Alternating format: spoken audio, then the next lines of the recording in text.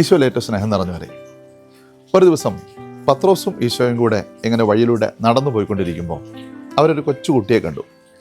അവനിങ്ങനെ മണ്ണിനകത്തിരുന്ന് കളിച്ചുകൊണ്ടിരിക്കുകയാണ്. അപ്പോൾ ഈശോനോട് ചോദിച്ചു, നീ എന്ത് ചെയ്യുകയാണ്?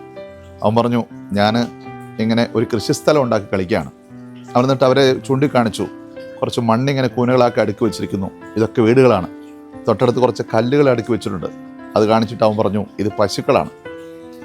അപ്പോൾ ഈശോ ചോദിച്ചു, നീ ഇപ്പോൾ വലുതാകുമ്പോൾ കൃഷിക്കാരനാകാൻ വേണ്ടിയാണോ ആഗ്രഹിക്കുന്നത്? അപ്പോൾ അവൻ പറഞ്ഞു, കൃഷിക്കാരനാകുവാണെങ്കിൽ എനിക്ക് വിശപ്പില്ലാതെ ജീവിക്കാമല്ലോ.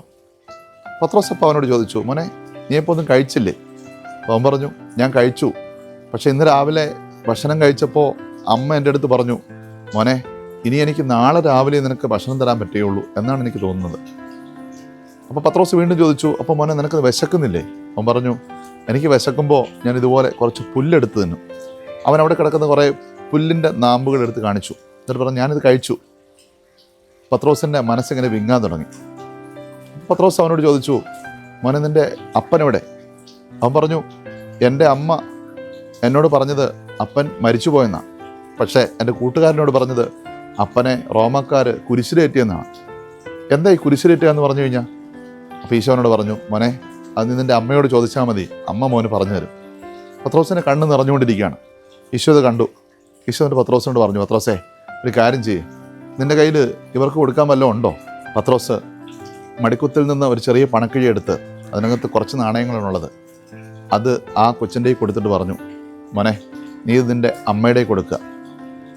അപ്പോൾ അവൻ പത്രോസിൻ്റെ കണ്ണിലേക്ക് ഉറ്റു നോക്കിയിട്ട് ആ പൈസ വാങ്ങിച്ചുകൊണ്ട് ചോദിച്ചു, ചേട്ടൻ എന്തിനാണ് കരയുന്നത്? അപ്പോൾ ഈശോ പത്രോസിൻ്റെ മുഖത്തേക്ക് നോക്കിയിട്ട് ഇങ്ങനെ പറഞ്ഞു, മോനെ ചേട്ടൻ കരയുന്നത് സ്നേഹം കൊണ്ടാണ്. പത്രോസ് ഇങ്ങനെ നിറഞ്ഞ കണ്ണുകളോടെ ആ കൊച്ചിൻ്റെ ആ കിഴി കൊടുക്കുകയാണ്. എന്നിട്ട് അവൻ ആ കിഴിയുമായി ഓടിപ്പോയി. ഈശോ പത്രോസിൻ്റെ കണ്ണുകളിലേക്ക് ഉറ്റുനോക്കി. അപ്പോഴും പത്രോസ് സ്നേഹം കൊണ്ട് കരയുകയായിരുന്നു. ഈ സ്നേഹം കൊണ്ടൊക്കെ നമുക്ക് കരയാൻ പറ്റുമോ? നമ്മളിങ്ങനെ സങ്കടം വരുമ്പോൾ കരയും, സന്തോഷം വരുമ്പോഴും കരയും. പക്ഷെ സ്നേഹം വരുമ്പോൾ കരയുമോ? എനിക്കങ്ങനെ ചോദ്യം ഉണ്ടായിരുന്നു. പക്ഷെ കരയും. ഈ അടുത്തിടയ്ക്ക് ഞാനൊരു വീഡിയോ കണ്ടു. ഏതോ ഒരു അമ്മ ഒരു കുഞ്ഞിന് ജന്മം കൊടുക്കുന്ന സമയത്ത് അമ്മയുടെ മുഖഭാവങ്ങളാണ് കാണിക്കുന്നത്. കുഞ്ഞിന് ജന്മം കൊടുക്കുമ്പോൾ അമ്മ വാവിട്ട് കരയുന്നുണ്ട്. പക്ഷെ ജന്മം കൊടുത്തു കഴിഞ്ഞ് ആദ്യമായിട്ട് തൻ്റെ കുഞ്ഞിനെ കയ്യിലേക്ക് കിട്ടുന്ന ഒരു സമയമുണ്ടല്ലോ, ആ മൊമെൻറ്റിൽ അമ്മ വീണ്ടും കരയുകയാണ്. ആദ്യം വേദന കൊണ്ടാണ് കരഞ്ഞത്, രണ്ടാമത് സ്നേഹം കൊണ്ടാണ് കരയുന്നത്. ചില വീടുകളിൽ കണ്ടിട്ടില്ലേ, ഇങ്ങനെ മക്കൾ സർപ്രൈസ് കൊടുക്കാൻ വേണ്ടി വിദേശത്തുനിന്ന് അപ്പനമ്മമാരെ കാണാൻ വേണ്ടി വരും. അവരെ ഇങ്ങനെ വളരെ അപ്രതീക്ഷിതമായിട്ട് കാണുമ്പോൾ അമ്മമാർ പെട്ടെന്ന് കരയുന്നത് കാണാൻ പറ്റും. സ്നേഹം കൊണ്ട് കരയുന്നതാണ്. ഞാൻ കരുതുകയാണ്, ഈശോ തൻ്റെ അന്ത്യത്താഴ വേളയിൽ അപ്പമെടുത്ത് കുർബാനയായി തൻ്റെ മുമ്പിൽ വെച്ച് മുറിച്ച സമയം ഈശോയും കരഞ്ഞിട്ടുണ്ടാവും. സങ്കടം കൊണ്ടല്ല, അവർ വിട്ടുപോകുന്ന വേദന കൊണ്ടല്ല, മറിച്ച് സ്നേഹം കൊണ്ട്. സ്നേഹം കൊണ്ട് തമ്പുരാൻ കരഞ്ഞു മുറിച്ചതിൻ്റെ പേരാണ് കുർബാന. കുർബാനയിൽ പങ്കെടുക്കുമ്പോൾ നമുക്കൊന്ന് ഓർക്കാം, സ്നേഹം കൊണ്ട് നമ്മളും കരയേണ്ട സമയമാണ്.